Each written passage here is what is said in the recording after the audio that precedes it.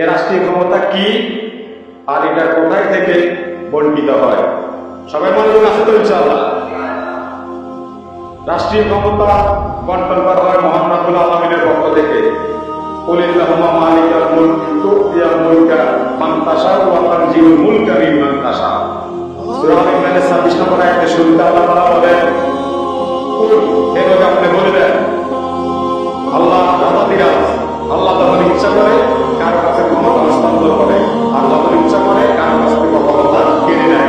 সুতরাং ক্ষমতা বন্টনের দায়িত্ব কার? আল্লাহ। সূরা নিসা 33 নম্বর আয়াত দেখেন, ইনশা ইউহিবকুম আইয়ুহান নাসু ওয়া ইয়াতি বিআমরিহি ওয়া কানা আল্লাহু আলা যালিকা কাদিরা। এই দুনিয়ার মানুষ মনে রেখো, দুনিয়ার কর্তৃত্বের ক্ষমতা আমার কাছে। আমি কর্তৃত্ব বন্টন করি, আমার যখন ইচ্ছা হয় এক সম্প্রদায়ের কাছ থেকে কর্তৃত্ব কেড়ে নিয়ে আমি অন্য সম্প্রদায়ের কাছে কর্তৃত্ব আমি স্থাপন করি। সুতরাং যেহেতু রাষ্ট্রীয় ক্ষমতা আল্লাহ তাআলার পক্ষ থেকে বন্টন করা হয়, বন্টনের দায়িত্ব আল্লাহ তাআলা, কিন্তু সেটা বন্টন করা হবে কিভাবে? আমাদের দেশে গণতান্ত্রিক সিস্টেম, আপনার আমার ভোটের মাধ্যমে আপনি যেটা চান, আপনি যাকে চান সেটার উপরে বন্টন করা হবে। আল্লাহ তাআলা পৃথিবীতে মানুষকে সৃষ্টি করার পরে ভালো মন্দ রাস্তাকে দড়ি দেখিয়ে দিয়েছেন, কিন্তু বিবেককে কন্ট্রোল করা, বিবেককে নিয়ন্ত্রণের দায়িত্ব ওনার কাছে নেন নাই। বিবেককে ব্যবহার করার দায়িত্ব আপনার কাছে মহান আল্লাহ তাআলা দিয়ে দিয়েছেন। কারণ আপনি ইন্নাস সামআ ওয়াল বাসারা ওয়াল ফুআদা কুল্লু উলাইকা কানা আনহু মাসউলা। সূরা বনী ইসরাঈলের 36 নম্বর আয়াত আল্লাহ তাআলা বলে, হে দুনিয়ার মানব গোষ্ঠী, আমি তোমাদের জীবনে তোমাদের ব্যয়ের তিনটা জিনিস সম্পর্কে তোমাদের কাছ থেকে আমি স্পেশাল হিসাব দিব। এক নম্বর হলো বিবেক। এই বিবেক আপনাকে ব্যবহার করে আপনি কোথায় কি করবেন সেটার উপর ফয়সালা করে আপনার দুনিয়া সকল কিছু আল্লাহ তাআলার পক্ষ থেকে পরে নির্ধারিত হবে। আমার এক নম্বর কথা হলো কি, রাষ্ট্রীয় ক্ষমতাটা বন্টন করা কোথা থেকে? আল্লাহ তাআলার পক্ষ থেকে। এবার আসেন ভোট। যেহেতু ভোটের মাধ্যমে আপনি দেবেন, খুব মনোযোগ দিবেন, এখানে অনেক ইস্যু কিন্তু লুকায়িত। ভোট, এই ভোট কি? ইসলামী দৃষ্টিতে, ইসলামী যারা শায়েখ, ইসলামী চিন্তাবিদ, ওদের দৃষ্টিতে ভোট হচ্ছে 4টা জিনিসের সমন্বয়। 1 নম্বর হচ্ছে সাক্ষী, 2 নম্বর হচ্ছে সুপারিশ, 3 নম্বর হচ্ছে কর্তৃত্বের স্বীকৃতি দান, 4 নম্বর হচ্ছে আমানত। এই 4টা জিনিসের সমন্বয়, সমষ্টিগত রূপ হচ্ছে ভোট। এবার আছে সাক্ষী। আপনি দুনিয়ার জীবনে যখন কাউকে সিলেক্ট করবেন, কাউকে পছন্দ করবেন, ভোট দিবেন, আপনার এই ভোট যদি সত্য, ন্যায়, যোগ্য, সৎ ব্যক্তির কাছে যায়, তাহলে আল্লাহ তাআলার কাছে ওইটা সত্য সাক্ষী হিসেবে পরিগণিত হবে। আর আপনি বিবেক দিয়ে যদি আপনার এই সাক্ষীকে আপনি যদি অসত্য, অসৎ, অযোগ্য ব্যক্তির পক্ষে দেন, সেটা আল্লাহ তাআলার কাছে অযোগ্য এবং অপরাধ হিসেবে পরিগণিত হবে। তাহলে সাক্ষী, সাক্ষীর বিষয়ে আল্লাহ তাআলা বলেছেন সূরা মায়েদার 8 নম্বর আয়াত, তোমরা অবশ্যই শত্রুর পক্ষে সাক্ষী দিবা। সূরা নিসা 135 নম্বর আয়াত, অবশ্যই তোমরা শত্রুর পক্ষে সাক্ষী দিবা। সুতরাং আমরা সত্য ন্যায়ের পক্ষে সাক্ষী দিতে রাজি আছি কিনা? এবার আসেন হাদিস। রাসূল সাল্লাল্লাহু আলাইহি ওয়াসাল্লাম কি বলতেছেন সাক্ষীর ব্যাপারে, সত্য সাক্ষীর ব্যাপারে?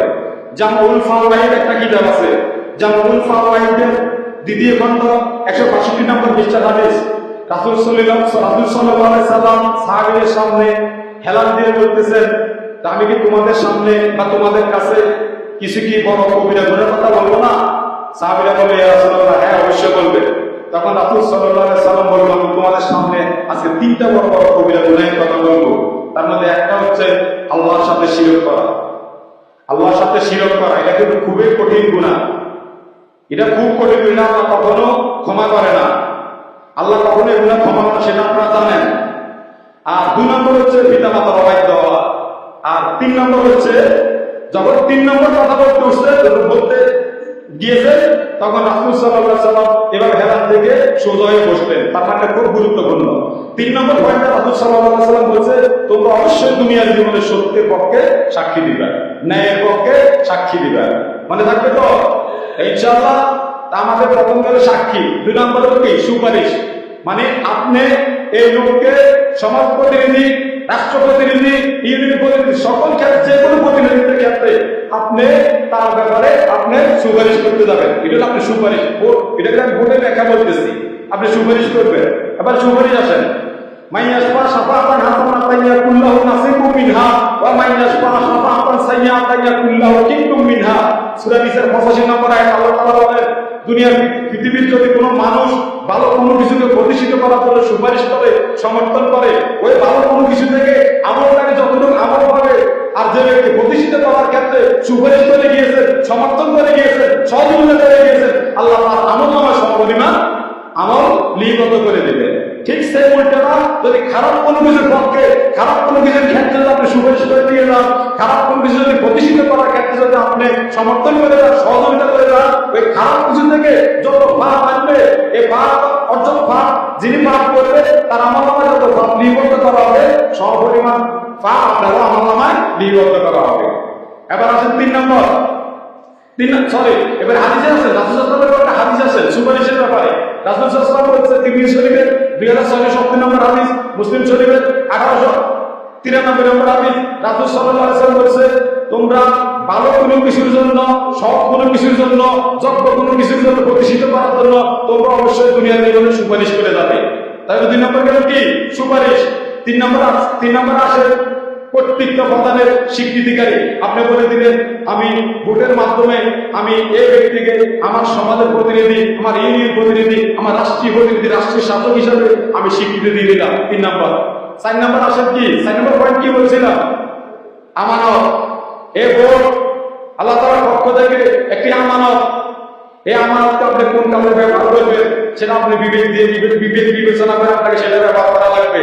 আল্লাহর পক্ষ থেকে দেওয়া এই আমানত আপনি যদি সঠিক ও ন্যায়ের পথে যদি ব্যবহার না করেন, কিয়ামতের ময়দানে আপনাকে অবশ্যই আল্লাহর সামনে আপনাকে জবাব দিতে করা লাগবে। সুতরাং আপনার এই আল্লাহ তাআলার দেওয়া আমানত আপনি যোগ্য এবং সৎ ব্যক্তিকে দিয়ে আপনার সেটা কিয়ামতের হাত থেকে আপনাকে বাঁচতে হবে। অবশ্যই আল্লাহ তাআলার পক্ষ থেকে দেওয়া এই আমানত আপনি কি করবেন? সত্য ও ন্যায়ের পক্ষে আপনাকে দেওয়া লাগবে। তাহলে আমার দ্বিতীয় পয়েন্ট গেল কি? ভোট। ঠিক আছে, এবার আসে নেতা। আমার 3 নম্বর পয়েন্ট। এবার হচ্ছে নেতা। নেতা হচ্ছে কি? ইয়া আইয়ুহাল্লাযীনা আমানু আতিউল্লাহ ওয়া আতিউর রাসূল ওয়া উলিল আমরি মিনকুম। সূরা নিসার 59 নম্বর আয়াতে শুরুতে আল্লাহ তাআলা বলেছেন, হে ঈমানদার লোকেরা, তোমরা আল্লাহর আনুগত্য করো, রাসূলের আনুগত্য করো, আর দুনিয়াতে যে নেতার অধীনে আছো ওই নেতার আনুগত্য তোমরা করো। এবং দুনিয়াতে যে নেতার অধীনে আছো এই নেতা যদি আমরা বড় হত্যার মানে এবারে যদি আমরা বলতে যাই, তাহলে দুনিয়ার সব নেতার আনুগত্য করে হয়ে যায়। এবার আসে কোন নেতার আনুগত্য করবেন সেটা রাসূল সাল্লাল্লাহু আলাইহি ওয়াসাল্লাম আমাদেরকে নির্দেশনা দিয়ে দিয়েছেন। ইবনে মাজাহ 42 নম্বর হাদিস, তিরমিজি শরীফের 2676 নম্বর হাদিস, আবু দাউদ শরীফের 4706 নম্বর হাদিস, মুসনাদ আহমদ 17692 নম্বর হাদিস, দারমি শরীফের 95 নম্বর হাদিস, মিশকাত শরীফের 165 নম্বর হাদিস।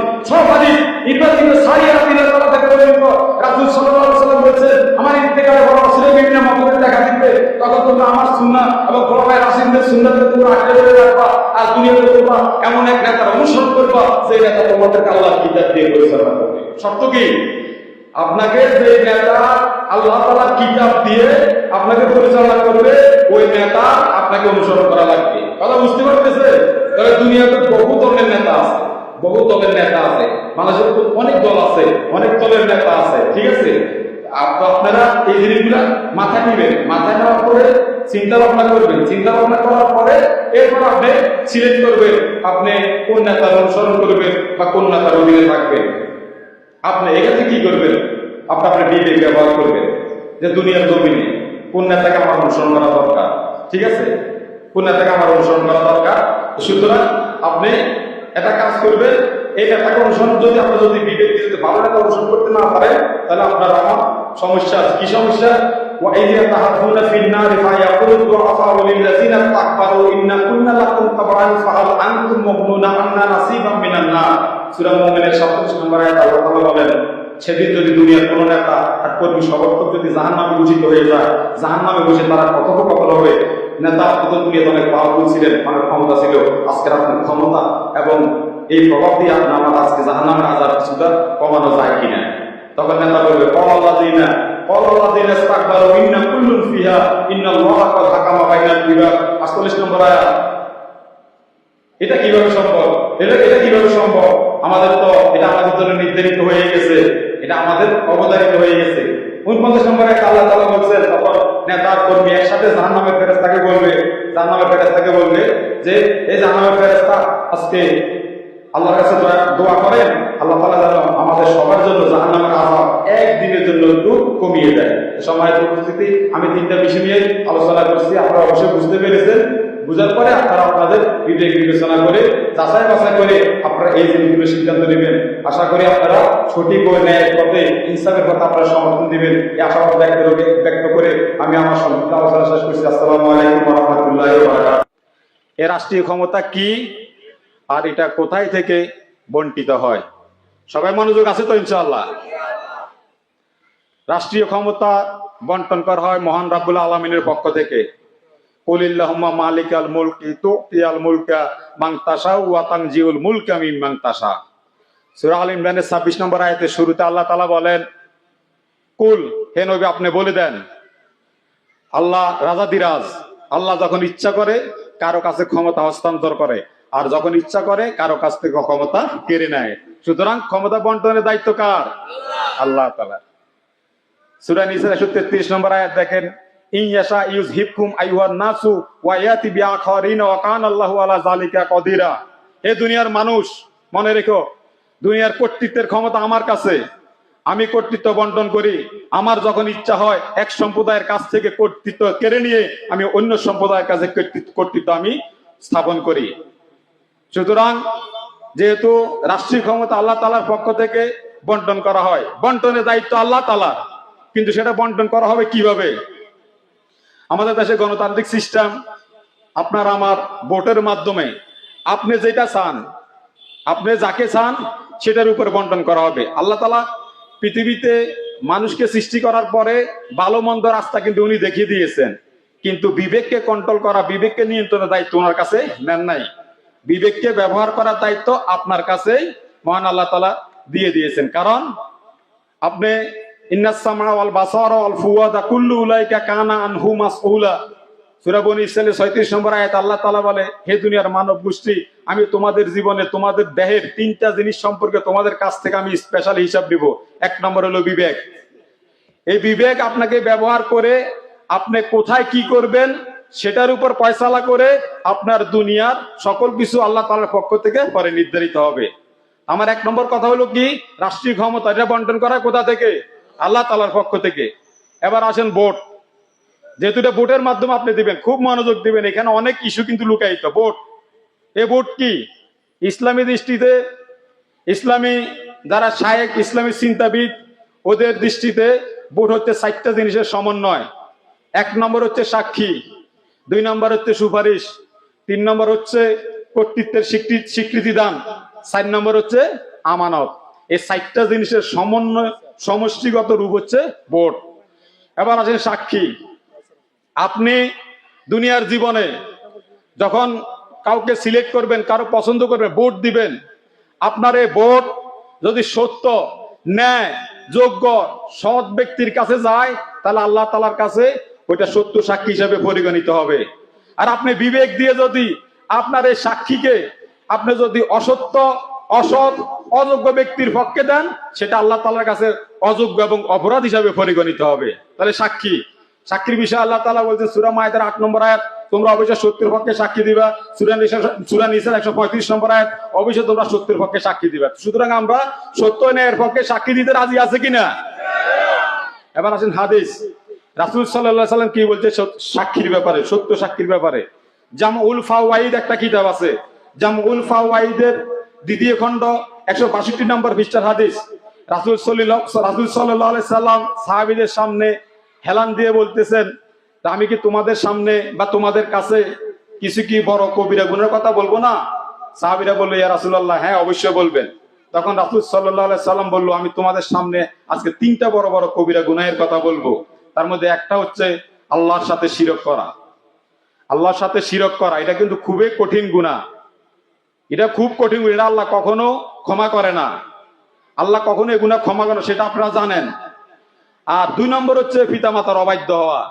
আর 3 নম্বর হচ্ছে যখন 3 নম্বর কথা বলতে গিয়েছেন, তখন রাসূল সাল্লাল্লাহু আলাইহি সাল্লাম এভাবে হেলান থেকে সোজা হয়ে বসলেন। তার মানে এটা খুব গুরুত্বপূর্ণ। 3 নম্বর পয়েন্টটা রাসূল সাল্লাল্লাহু আলাইহি সাল্লাম বলছে, তোমরা অবশ্যই দুনিয়ার জীবনে সত্যের পক্ষে সাক্ষী দিবা, ন্যায়ের পক্ষে সাক্ষী দিবা। মনে থাকবে তো ইনশাআল্লাহ? তা আমাদের প্রথম গেল সাক্ষী, 2 নম্বর হলো কি সুপারিশ। মানে আপনি এই লোককে সমাজ প্রতিনিধি, রাষ্ট্র প্রতিনিধি, ইউনিয়ন প্রতিনিধি, সকল ক্ষেত্রে যে কোনো প্রতিনিধিত্বের ক্ষেত্রে আপনি তার ব্যাপারে আপনি সুপারিশ করতে যাবেন। এটা হলো আপনি সুপারিশ, ভোট, এটাকে আমি ভোটে ব্যাখ্যা বলতেছি। আপনি সুপারিশ করবেন। এবার সুপারিশ আসেন, মাইয়াশফা শাফাআতান হাসানাতান ইয়াকুল্লাহু নাসিবুম মিনহা ওয়া মাইয়াশফা শাফাআতান সাইয়্যাতান ইয়াকুল্লাহু কিফলুম মিনহা।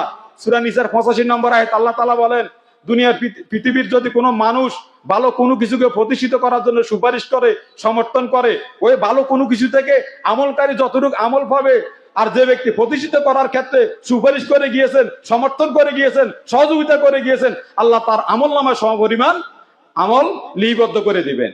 ঠিক সেই উল্টাটা যদি খারাপ কোনো কিছুর পক্ষে, খারাপ কোনো কিছুর ক্ষেত্রে যদি আপনি সুপারিশ করে দিয়ে যান, খারাপ কোনো কিছু যদি প্রতিষ্ঠিত করার ক্ষেত্রে যদি আপনি সমর্থন করে যান, সহযোগিতা করে যান, ওই খারাপ কিছু থেকে যত পাপ আসবে, এই পাপ যিনি পাপ করবেন তার আমলনামায় যত পাপ লিপিবদ্ধ করা হবে, সমপরিমাণ পাপ আপনারও আমলনামায় লিপিবদ্ধ করা হবে। এবার আসেন 3 নম্বর, এবার হাদিসে আছেন, রাসূল সাল্লাল্লাহু আলাইহি ওয়াসাল্লামের ব্যাপারে হাদিস আছেন সুপারিশের ব্যাপারে। রাসূল সাল্লাল্লাহু আলাইহি ওয়াসাল্লাম বলছে, তিরমিজি শরীফের 2670 নম্বর হাদিস, মুসলিম শরীফের 1893 নম্বর হাদিস, রাসূল সাল্লাল্লাহু আলাইহি ওয়াসাল্লাম বলছে, তোমরা ভালো কোনো কিছুর জন্য, সৎ কোনো কিছুর জন্য, যোগ্য কোনো কিছুর জন্য, প্রতিষ্ঠিত করার জন্য তোমরা অবশ্যই দুনিয়ার জীবনে সুপারিশ করে যাবে। তাহলে 2 নম্বর গেল কি? সুপারিশ। 3 নম্বর আসেন কর্তৃত্ব প্রদানের স্বীকৃতিকারী। আপনি বলে দিলেন, আমি ভোটের মাধ্যমে আমি এই ব্যক্তিকে আমার সমাজের প্রতিনিধি, আমার ইউনিয়ন প্রতিনিধি, আমার রাষ্ট্রীয় প্রতিনিধি, রাষ্ট্রীয় শাসক হিসাবে আমি স্বীকৃতি দিয়ে দিলাম। 3 নম্বর। 4 নম্বর আসেন কি? 4 নম্বর পয়েন্ট কি বলছিলাম? আমানত। এই ভোট আল্লাহ তাআলার পক্ষ থেকে একটি আমানত। এই আমানতকে আপনি কোন কাজে ব্যবহার করবেন সেটা আপনি বিবেক বিবেচনা করে আপনাকে সেটা ব্যবহার করা লাগবে। আল্লাহর পক্ষ থেকে দেওয়া এই আমানত আপনি যদি সঠিক ও ন্যায়ের পথে যদি ব্যবহার না করেন, কিয়ামতের ময়দানে আল্লাহকে অবশ্যই আল্লাহর সামনে আপনাকে জবাবদিহিতা করা লাগবে। সুতরাং আপনার এই আল্লাহ তাআলার দেওয়া আমানত আপনি যোগ্য এবং সৎ ব্যক্তিকে দিয়ে আপনার সেটা খেয়ানতের হাত থেকে আপনাকে বাঁচতে হবে। অবশ্যই আল্লাহ তাআলার পক্ষ থেকে দেওয়া এই আমানত আপনি কি করবেন? সত্য ও ন্যায়ের পক্ষে আপনাকে দেওয়া লাগবে। তাহলে আমার দ্বিতীয় পয়েন্ট গেল কি? ভোট। ঠিক আছে, এবার আসেন নেতা। আমার 3 নম্বর পয়েন্ট এবার হচ্ছে নেতা। নেতা হচ্ছে কি? ইয়া আইয়ুহাল্লাযীনা আমানু আতিউল্লাহ ওয়া আতিউর রাসূল ওয়া উলিল আমরি মিনকুম। সূরা নিসার 59 নম্বর আয়াতে শুরুতে আল্লাহ তাআলা বলছেন, হে ঈমানদার লোকেরা, তোমরা আল্লাহর আনুগত্য করো, রাসূলের আনুগত্য করো, আর দুনিয়াতে যে নেতার অধীনে আছো ওই নেতার আনুগত্য তোমরা করো। এবং দুনিয়াতে যে নেতার অধীনে আছো এই নেতা যদি আমরা গড়ে হত্যা মানে এভারেজ যদি আমরা বলতে যাই, তাহলে দুনিয়ার সব নেতার আনুগত্য করায় যায় হয়ে যায়। এবার আসেন কোন নেতার আনুগত্য করবেন সেটা রাসূল সাল্লাল্লাহু আলাইহি ওয়াসাল্লাম আমাদেরকে নির্দেশনা দিয়ে দিয়েছেন। ইবনে মাজার 42 নম্বর হাদিস, তিরমিজি শরীফের 2676 নম্বর হাদিস, আবু দাউদ শরীফের 4706 নম্বর হাদিস, মুসনাদ আহমদের 16692 নম্বর হাদিস, দারমি শরীফের 95 নম্বর হাদিস, মিশকাত শরীফের 165 নম্বর হাদিস, সব হাদিস ইরবাজ ইবনে সারিয়া রাদিয়াল্লাহু তাআলা থেকে বর্ণিত। রাসূল সাল্লাল্লাহু আলাইহি ওয়াসাল্লাম বলছেন, আমার ইন্তেকালের পর অচিরেই বিভিন্ন মতভেদ দেখা দিবে, তখন তোমরা আমার সুন্নাহ এবং খোলাফায়ে রাশিদিনদের সুন্নাতকে তোমরা আঁকড়ে ধরে রাখবা, আর দুনিয়াতে তোমরা এমন এক নেতার অনুসরণ করবা যে নেতা তোমাদেরকে আল্লাহর কিতাব দিয়ে পরিচালনা করবে। শর্ত কি? আপনাকে যে নেতা আল্লাহ তাআলার কিতাব দিয়ে আপনাকে পরিচালনা করবে ওই নেতার আপনাকে অনুসরণ করা লাগবে। কথা বুঝতে পারতেছেন? তাহলে দুনিয়াতে বহু ধরনের নেতা আছে, বহু দলের নেতা আছে, বাংলাদেশে অনেক দল আছে, অনেক দলের নেতা আছে। ঠিক আছে, আপনারা এই জিনিসগুলা মাথায় নিবেন। মাথায় নেওয়ার পরে চিন্তা ভাবনা করবেন। চিন্তা ভাবনা করার পরে এরপর আপনি সিলেক্ট করবেন আপনি কোন নেতার অনুসরণ করবেন বা কোন নেতার অধীনে থাকবেন। আপনি এক্ষেত্রে কি করবেন? আপনি আপনার বিবেক ব্যবহার করবেন যে দুনিয়ার জমিনে কোন নেতাকে আমার অনুসরণ করা দরকার। ঠিক আছে, কোন নেতাকে আমার অনুসরণ করা দরকার। সুতরাং আপনি এটা কাজ করবেন, এই নেতাকে অনুসরণ যদি আপনি যদি বিবেক দিয়ে যদি ভালো নেতা অনুসরণ করতে না পারেন, তাহলে আপনার আমার সমস্যা আছে। কি সমস্যা? ওয়াইযা তাহাজুনা ফিন নারি ফায়াকুলুদ দুআফা লিল্লাযিনা ইসতাকবারু ইন্না কুন্না লাকুম তাবআন ফাহাল আনতুম মাগনুনা আন্না নাসিবাম মিনান নার। সূরা মুমিনের 47 নম্বর আয়াত আল্লাহ তাআলা বলেন, সেদিন যদি দুনিয়ার কোন নেতা আর কর্মী সমর্থক যদি জাহান্নামে ঘোষিত হয়ে যায়, জাহান্নামে বসে তারা কথোপকথন হবে, নেতা আপনি তো দুনিয়াতে অনেক পাওয়ারফুল ছিলেন, অনেক ক্ষমতা ছিল, আজকের আপনার ক্ষমতা এবং এই প্রভাব দিয়ে আপনি আমার আজকে জাহান্নামের আযাব কিছুটা কমানো যায় কিনা। তখন নেতা বলবে, কল আল্লাযিনা ক্বাল আল্লাযিনা ইসতাকবারু ইন্না কুল্লুন ফিহা ইন্নাল্লাহা ক্বাদ হাকামা বাইনাল ইবাদ। 48 নম্বর আয়াত। এটা কিভাবে সম্ভব? এটা কিভাবে সম্ভব? এটা আমাদের জন্য নির্ধারিত হয়ে গেছে, এটা আমাদের অবধারিত হয়ে গেছে। 49 নম্বর আয়াত আল্লাহ তাআলা বলছেন, তখন নেতার কর্মী একসাথে জাহান্নামের ফেরেশতাকে বলবে যে এই জাহান্নামের ফেরেশতা, আজকে আল্লাহর কাছে দোয়া করেন আল্লাহ তাআলা যেন আমাদের সবার জন্য জাহান্নামের আযাব একদিনের জন্য একটু কমিয়ে দেয়। সম্মানিত উপস্থিতি, আমি 3টা বিষয় নিয়ে আলোচনা করছি, আপনারা অবশ্যই বুঝতে পেরেছেন। বুঝার পরে আপনারা আপনাদের বিবেক বিবেচনা করে যাচাই বাছাই করে আপনারা এই জিনিসগুলো সিদ্ধান্ত নেবেন।